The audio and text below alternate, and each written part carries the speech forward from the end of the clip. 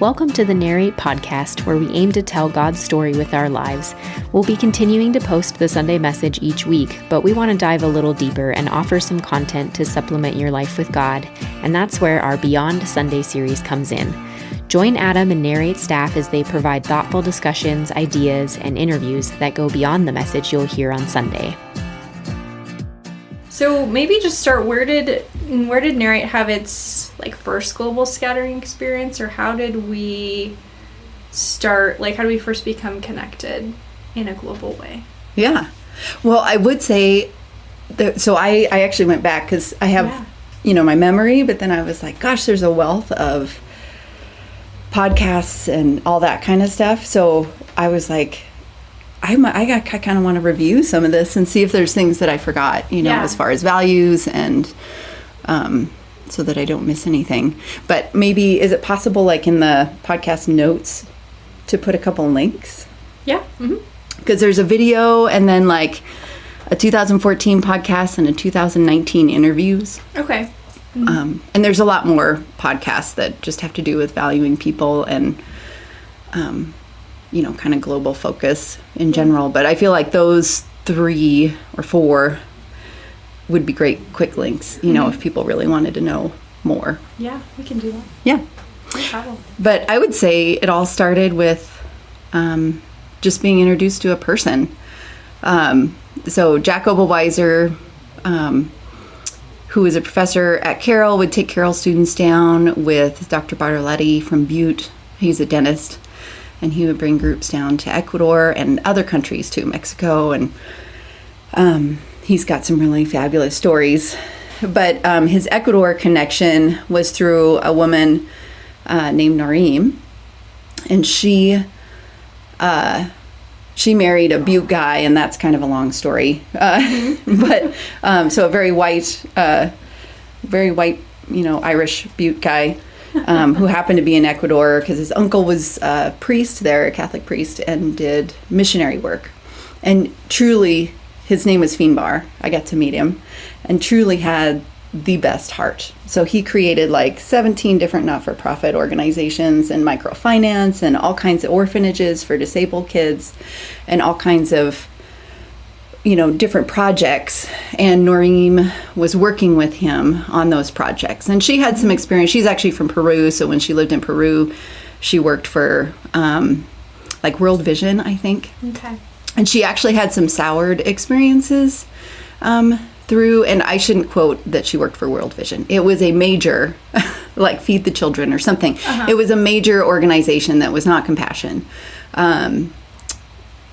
And I'm not sure which one it was. But anyway, she worked for it. And so she kind of had a soured experience because they had a wealth of savings that they kept saving for a rainy day. And she's like, look at all of this. And here's all of the needs that we could be, helping with. And all the leadership was like, no, that's not how we do things.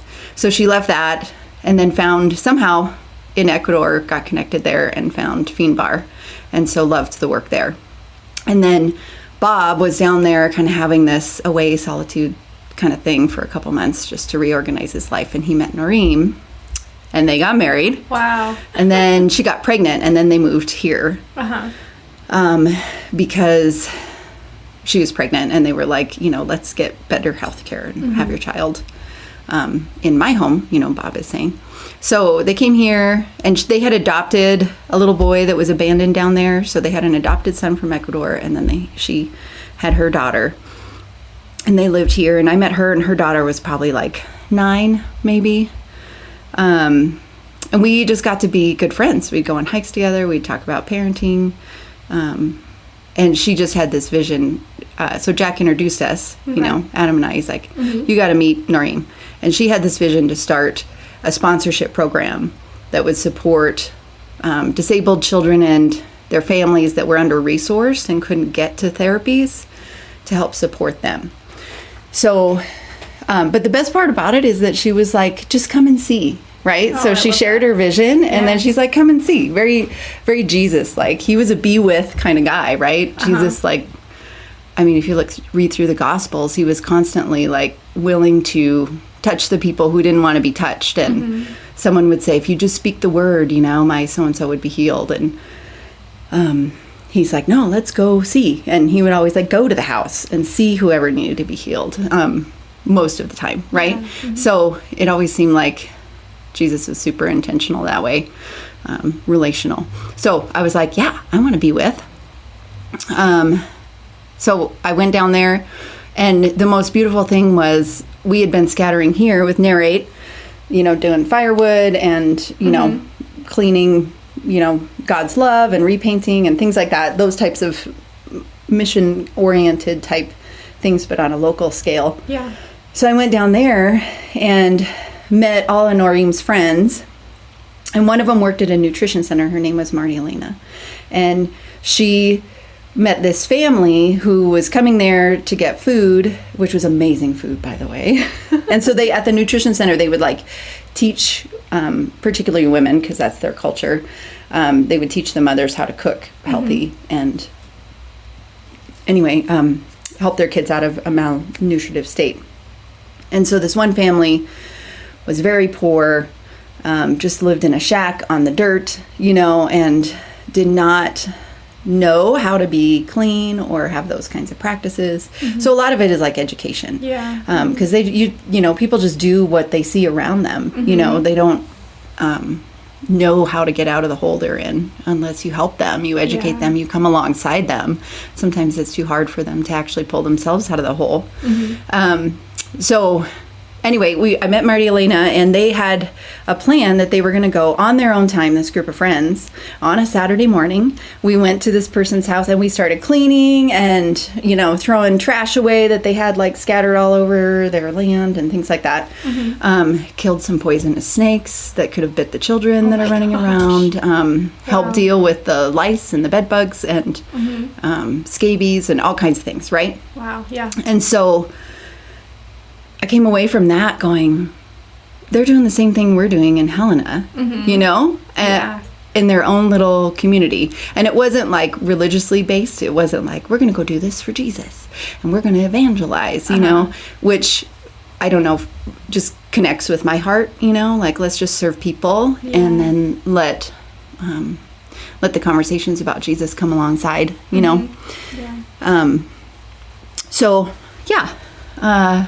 that was the start of it. And then she just took me to a bunch of different houses and kind of showed me. At that time, the government was in the works of supporting disabilities, but it wasn't full force. And then obviously in an underdeveloped country, the outlying communities just they don't have access to know about that. So culturally, disabled kids or people, even adults, were often just kind of shoved in the corner. Like we went to one man's house and he was blind and deaf, and they would just throw a plate of food in front of him and he would soil himself and maybe feed himself if he kind of smelled the food and grabbed it, fed himself with his hands. So it was about educating them. And so her and Noreem and Finbar, when she lived there, they took the time to every day stop by that house because it was close by, and they just said, hey, have you guys gotten him up? Have you cleaned him up? Have you fed him? No, let him sit at the table. Like he can sit at the table. He doesn't need to be in the corner. And so over years, it was really neat to see that transition.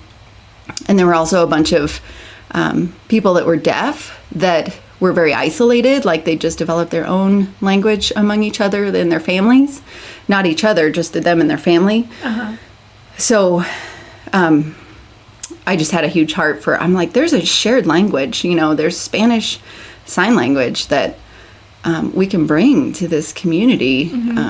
It's just far away, right? It's in the cities, and how do we get it here? And so over the years of people sponsoring and all the amazing support that we got through those relationships, we were able to get a couple people certified in sign language, and they created, sign language clubs, and we brought a couple of the deaf people that were at the very start, and I got to bring them all the way to Quito to the deaf. So people that have resources and money, right? They send their children to the deaf schools in the capital. It's the only place in all of Ecuador you can have education like that. Wow. Kind of like our Gallaudet University in the East, but yeah, so it was very fun to see the just the growth, right? And then by the end of it, I would say like, we brought some groups of people to build houses, and That's right. yeah, and you were on one of those trips. Yeah, so Scott and I got to go in, oh man, was it 2018? I think. Sure.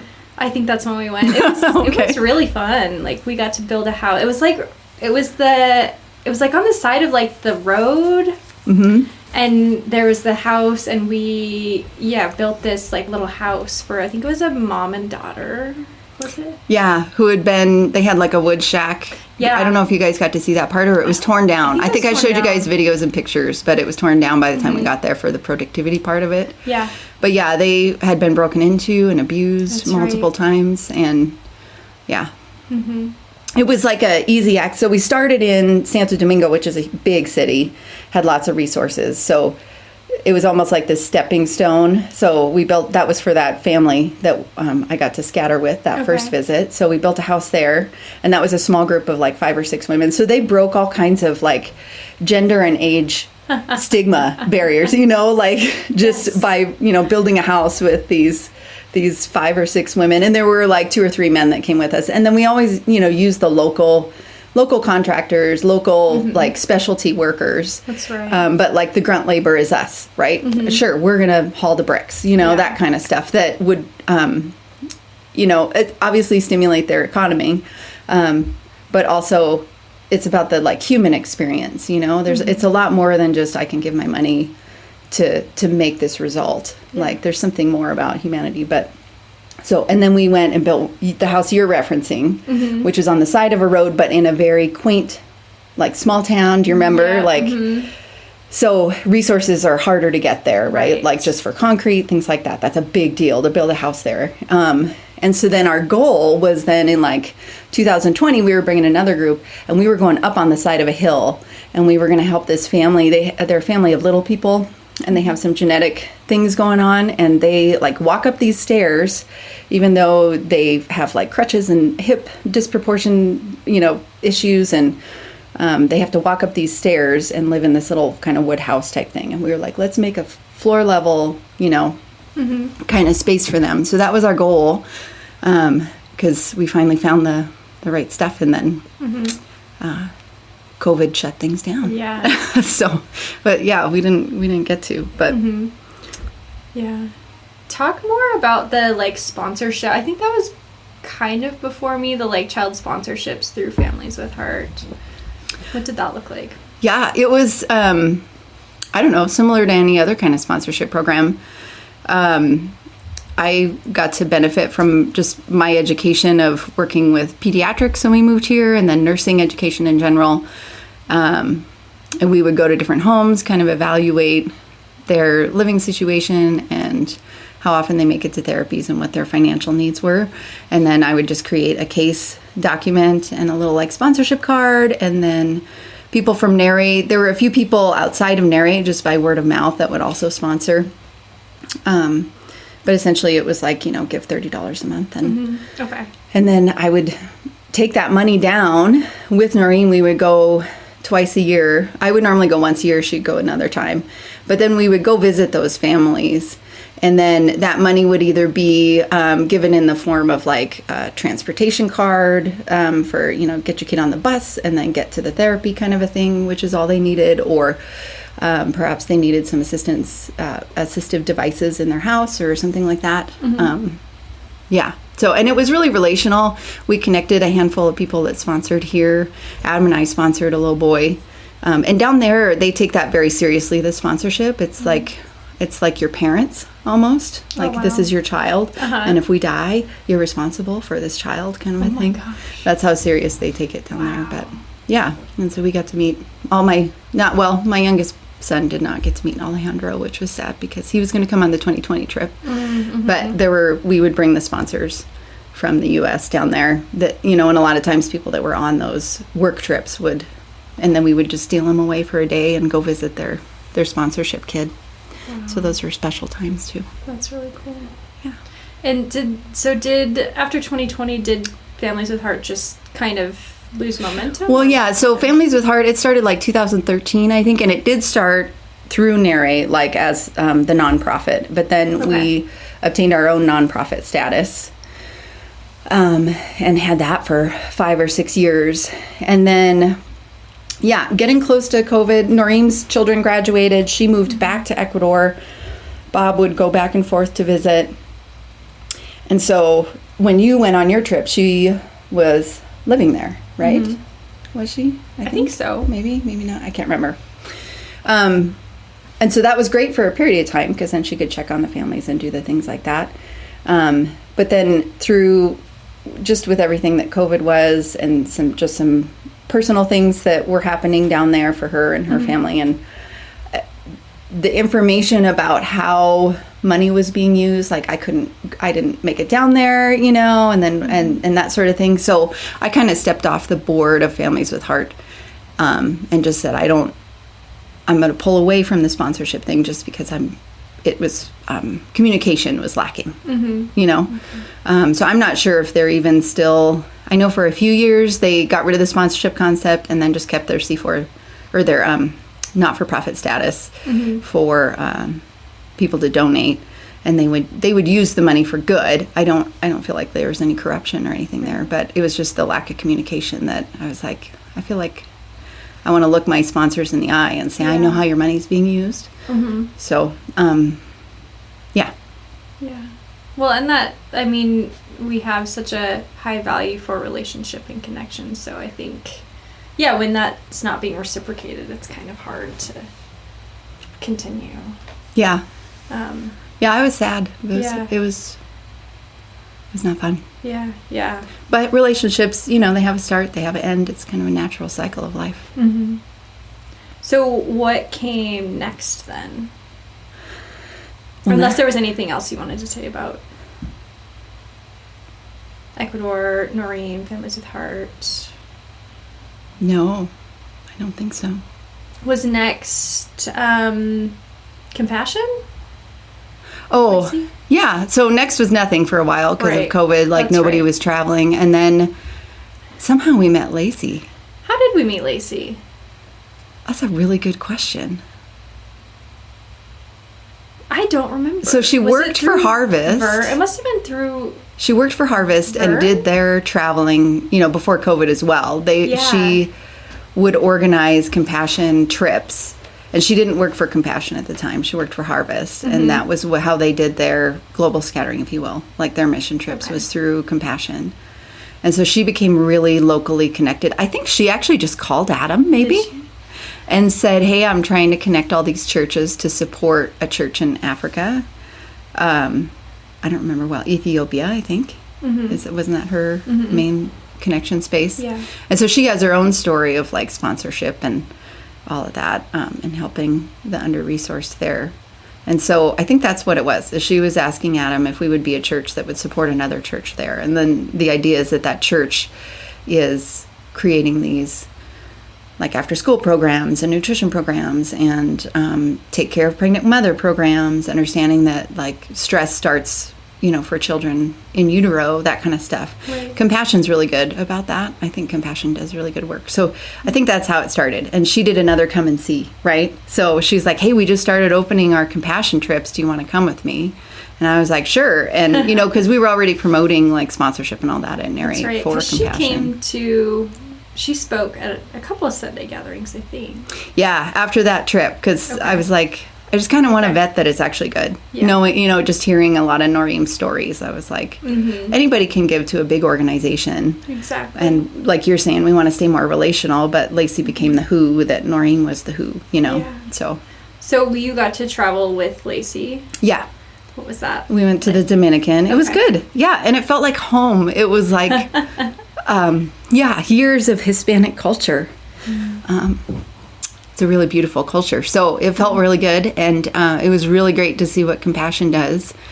I had some really great, conversations with Lacey as well, and some of the other people that were on the trip. So just brought a lot of security to like, yes, let's promote sponsorship with Compassion. However, it didn't really bring about like, hey, can we, because Lacey didn't do group trips anymore to Ethiopia. And so it was like, well, I don't really want to, I mean, people can go on their own compassion trip on their own. You know, I don't know that Narrate needs to organize one. Mm-hmm. And they're very, I don't know how to describe it. Like where you just go and see what they do, you know, and maybe you get your hands a little dirty, but it's kind of like the end stages of a project. You know, like we got to see a church that had come.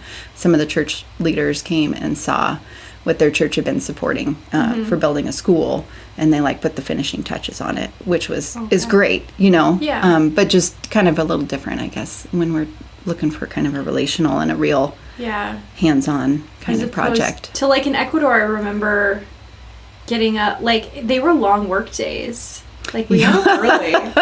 Right?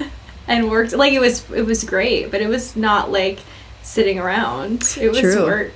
Well, and it was total work, and the group that went before you. So Ecuador had that like 8-point something earthquake. Okay. So Pedernales, which was a region I had visited before when we would kind of like take a little vacation day or whatever and run to the ocean, Pedernales was just in shambles. And Nurim had a lot of relationships there. And so you think your work days were long. The group that went before you got up at like 4:30 a.m., got in vans and drove for like an hour and a half, almost 2 hours. Windy roads, right? Got to the ocean, and we would work. Yeah. We would work, and then we would drive back, you know. And so the project, because at that point then they just had a bunch of, because a bunch of relief organizations came and they put up like tarp homes, if you will, for all of the people that were displaced. Oh my gosh. Wow. Due to the earthquake. And so we went there and built bathrooms because they didn't have any bathrooms. Mm-hmm. So they were just going everywhere. So then you got the issue of sanitary issues, you know. Right. So we went and built bathrooms is what our major project was with that group, so that they could have a sanitary living space. Mm-hmm. Retrospectively, I think it would have been better to have just sleeping bags and tents on the beach. Would have been more fun. That sounds more fun than getting in a van and yeah, so those were long hours. Oh that group had a lot going on. A lot. Wow. So Lacey and I think, and why did that? It was just because we weren't able to do trips with Compassion, or like you said, there was just no like work to be done when you go over there. Is that kind of like, it was just they weren't as like get your hands dirty and relationally. Right. They're very programmed.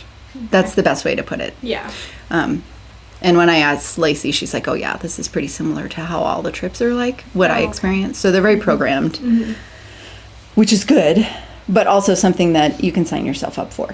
Sure. Like, you know, you don't need a church to organize that for you. Mm-hmm. That makes sense. Yeah. And then Lacey moved up. She started working for Compassion and moved into like a higher fundraising space, which is fitting for her, and great. But yeah, so I think that again, that was just a period of relationship. We still talk, you know, Adam and Lacey and I and Lacey still chat here and there, and but yeah. So then just looking for the next relational component. Mm-hmm. Yeah, so do you have any ideas or trips or thoughts on what might be next? Yeah, well, so we met Michelle and Russ. Russ was like, hey, I want to get back into this kind of a thing. Yeah. So we met, and I was like, hey, you know what? I thought maybe that would be it. You know, what connections do you have? But Myanmar, where they served, is a really unsafe space. That's why they're back here. Mm-hmm. I did a podcast with them. That was an amazing, I don't know, a couple weeks ago now. That was such an amazing conversation to hear their stories. They're beautiful people. Yeah. Yeah. Mm-hmm. Big hearts. Incredible. Yeah. So it was kind of like, hey, what connections do you have? But there wasn't anything real instant that came about there. There were a few, like he went to the Anglican New Wineskins conference, which is New Wineskins is like their kind of their mission group of people. But there wasn't anything that I guess stood out to that to take action on. Mm-hmm. But my coworker Amy has been talking about doing a trip to Uganda with like a medical trip, just with some physicians and nurses from our unit, and So she was kind of planning that, and I said, I want to be in. I'm like, hey, this is a free scouting opportunity, right? Yeah, that's amazing. Uganda is very far away, so it's very different, because South America is kind of convenient. Your travel is, more affordable and less time. Your time zone is similar. Exactly. Your time zone is not, the opposite. So that's easy. I looked into, there's some Guatemalan connections. My friend Jessica, has gone down there, and she's making some connections as well. But they were very like plug and play, almost like Compassion. I called them and talked to them, and they're like, yeah, you can bring a group, and we'll la la la la. But it still was missing like the who relational component that we always kind of desire. So anyway, I talked to Amy. And ironically, Amy actually went on one of those trips that Jack led with Carol. So she knows Noreen. Yeah, she was like, wait, Noreen. That's like, we're chatting. Yeah, isn't it? So that was really fun. And she's been to this particular space in Uganda a couple times, and has spent like weeks to months there, those different times serving. Bless the Child is one of the organizations she worked with. And then there's this hospital in Buwindi that has a nursing school as well, that she wanted to serve at. So then she had some things come up in her life that she's like, I can't do that right now. So I was like, well, I got to do something, because people keep asking. Narrate, they're like, what are we going to do, And so I'm going to go to Uganda on just this is my personal trip. I'm my own money, all that kind of stuff. It's not Narrate money, which I feel like is important to clarify. Sure. But anyway, so I'm just going to go over there and do some service and work with Derek and Brian, which are a couple people that really do great work there. And I trust Amy 100%. And she has kind of the same heart and mindset and value for people that we do, So she's a who in my mind. She recently had a baby and things. But she definitely would be involved, if we were to be able to bring a trip of people there. Just because I trust her and she trusts them. So I'm going to go and check it out and see what projects. Derek's like, oh yeah. And he listed like 5 or 6 different projects. He's like, I'm just going to take you all these places, and I'm going to spend a couple days at that Windy Hospital volunteering there, and we'll see what comes of it. I don't know. It'll be a more expensive trip to bring people on, and longer travel. Like maybe we do like an overnight in Europe somewhere as like a spiritual time, instead of doing a full 45 hours in a row or whatever. My trip is 30, but I also have some really skinny, like 1 hour all the way through customs in Rwanda to try and get back on the plane. We'll see how it goes. You don't take a group of 6 people, or 10 people on that. But yeah, we'll see. And it oftentimes depends on who wants to go and the mix of skills that they bring, So we'll just see what ends up happening that way. Yeah. Yeah. Well, I'm excited to hear how that turns out. Yeah. I mean, obviously I have a heart for Africa, Kenya in particular. So I love the idea of serving just in that part of the world. Yeah. Yeah, I'm excited to hear. Yeah, because you've been there and you've done it.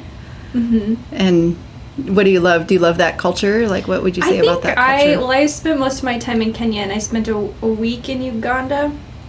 And I think that's kind of leads into my next question, actually, of like, what is the value of scattering globally, or the value of getting people to a different country, a different culture, and serving? And I think for me personally, I do love just experiencing different cultures and meeting other people and seeing how God shows up in different ways in different people's lives. And there's something to be said for being just completely pulled out of everything that's comfortable and like feels nice here. Like, we're very comfortable here, and just being plopped into a space that's like a bit foreign and unbalanced, that makes me go like, I really need to rely on God here. I can't like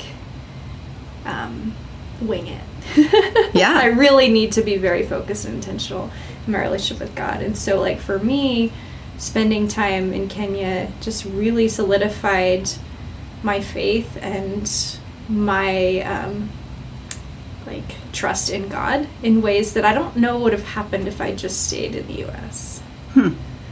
So that's where I find the value of scattering globally, is not just like going to help people and serve people, and like we did that was a part of my trip, but also I find like it changed me in a way that I live my life differently now because I was in Africa 12 years ago. And so that's where I find, like, for me, because I've experienced that, I find so much value in going and being changed. And then now that you are changed, how are you going to live your life differently wherever you find yourself? Yeah. Yeah. That's awesome. I love that. Yeah. Yeah, because it is, I mean, you can't, I mean, you just put words to it, but it's difficult sometimes to put words to experiences. It's easy to say, we did XYZ, we built a house, we served this. But what you came away with changed is something that people just got to see and experience. Yeah. And I think, I mean, not to like devalue the ways you help people or change their lives too. Like, I think that's important too. There's a lot of facets to this. It's not just one or the other. I think a change can happen on many different levels or layers. True. Yeah. What have you seen in your trips? Like, where's the value? Well, that's what I love. I mean, so if we put that video link in there, I think everybody should watch that video, because it does put a lot of words that are similar to what you just described, really. You know, I mean, and it is so true, like, to connect God and spiritual experiences with interactions with people. There's something that's transcendent that happens that, you know, it's just like, I don't know how to describe it, but it was real, and there was this, you know? And those human it's like God created us that way, right? He created us. There's so many, like, if you want to get scientific about it, there's so many studies that say we benefit when we're generous, right? Like studies that say when you're generous with your time, you actually come away feeling like you are more productive and you have more time versus the people that just spend time on themselves. Or, you know, like the concepts of, like, Confucius or something even talks about doing to others as you would have them do to you, or not, you know, the negative version or whatever. Like what Jesus says, love your neighbor as you love yourself. And just when you live that every day, there's like a transcendence that that happens that changes you. And so who is our neighbor? And I mean, if you look all the way from like Deuteronomy, God sets Israel apart, and he says, the edges of your field, you know, when you're consuming, when you're reaping, be conscious of your consumption, be a conscious consumer, and leave the outside of your field for those that are under-resourced. And then, you know, and Leviticus talks about that. And then Jesus references it in Matthew. And then it's just like over and over. Isaiah talks about the value of people. Romans, just everywhere.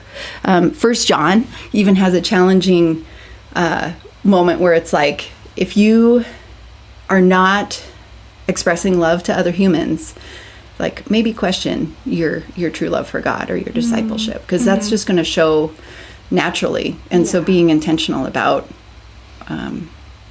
what you have to give, what's your excess, because being in the U.S., we're like 80% of developing countries have like 80% more of the world's wealth, compared to those underdeveloped countries. And so what are we doing with our excess that could be beneficial?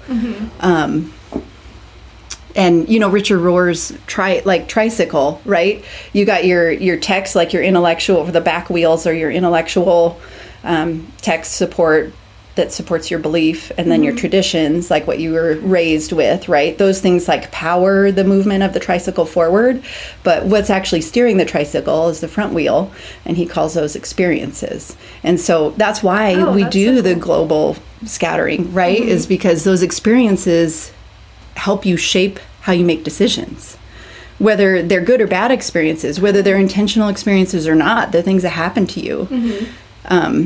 So I don't know.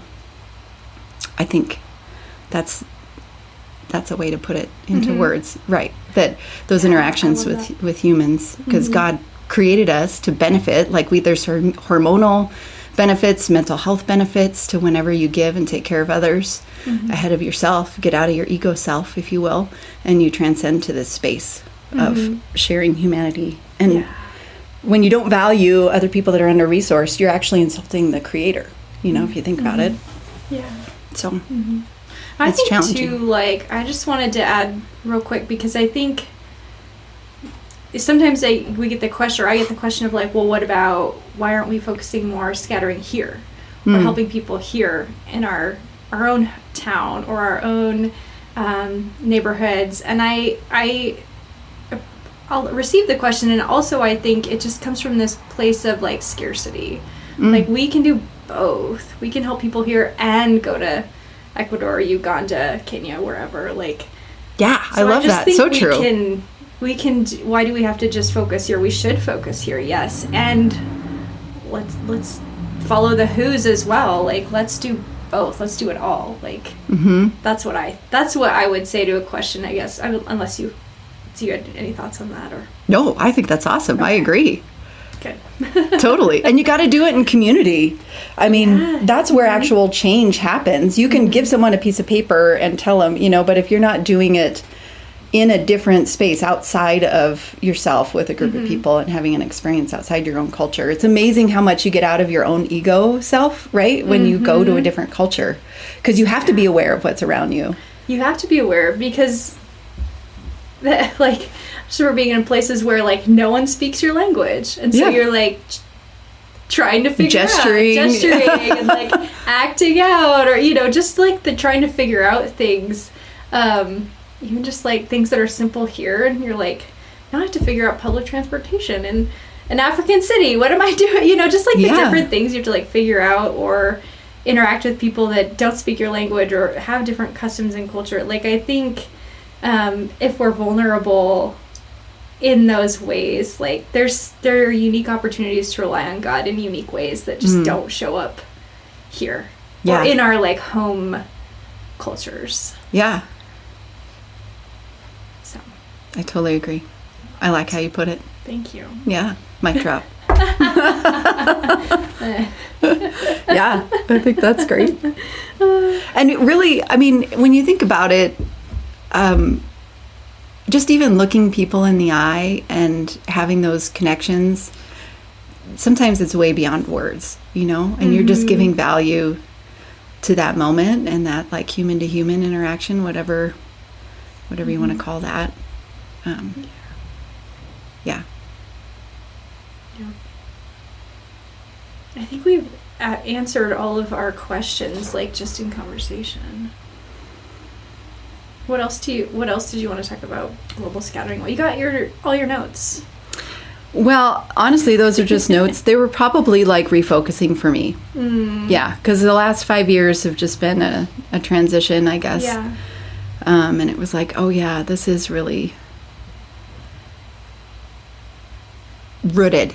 It's really rooted in Narrate. And it's easy to just get distracted with the local, which is not local local serving. I mean just with the comfort of the space at home, like you were saying. It's easy to get so comfortable that you forget to look outside yourself, So I think there are more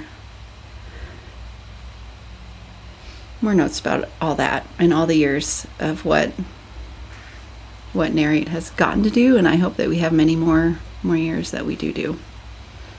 Yeah, I think it's a good note to just add, as we're praying or we're all having our quiet time, just start praying about global scattering and how do we do this, and your trip and the who's and just all of those things. I think if there's a to-do or an action step we can do now, it'd just be asking God, well, gosh, where is the next part of the world we're called to serve? Who's the next who? I think there are things we can be doing now too. And that's a great point. And saving money. And saving our money. Because you don't want to wait and then hear the price tag and go, oh, well, I can't go, Just getting to Africa is... just getting there is a lot. Right. And so many people say, you could just be donating that, $2,000 for a plane ticket. But again, it's like what you were saying. And there's you can something do that. You can. And True. You can. Yeah. You can. There's not there's no limit to say, yeah, of course, then donate it if you can't go. Right. If your heart is about the product of the mission, I agree with you. Yeah. I mean, but if you look through the Bible, there's so much value on humanity. I mean, like as Jesus is on his way to synagogue, right? He's like work mindset. I got to go and I got to preach and I got to be God to these people. And then there was someone disabled on the side of the road and he stopped and saw her and healed her and then was criticized because he healed on the Sabbath. You know, even he was like, it's about the human connection. There's more value. There's like a spiritual experience that happens that you can't put money to. With the people on the trip together, with the people you interact with on the ground, and then the ways that we can continue to like financially support or whatever over there as well for the people who can't physically go and do the work that we want to do. Yeah. I think there's room for all of it. Totally. All of those ways to serve. And I'm going to start saving my money so I can come when we can. Woohoo! Yeah. When we get to do something again. Yeah. Like a year ago when Adam and I talked, I was like, well, we got to start saving. That's one thing we know. I don't know where, what. Yeah, exactly. What do you think? And who else is going to join us and be a part of things? So yeah. I'm really glad you have that heart too. I love the both end. Yeah. I don't know. It makes sense to me. So I don't know why we'd limit ourselves. We serve such a big God. Like I don't know why we'd limit the opportunities or the ways we can serve. So true. Yeah. Any final thoughts? Global scattering wise? Or anything else? You say that like I'm a deep thinker like Adam. I let Adam do the deep thinking. And, oh my gosh. Yeah. No, this is amazing. Thank you for coming and sharing with us just this rich history of global scattering and why it's so important. And hope that we can kind of engage in this again in the future. It's very exciting. Yeah. So, well, thank you. thanks, Theresa. If you'd like to learn more about Narrate Church, find us online at narratechurch.org. You can also look us up on Facebook or Instagram. Thanks for listening.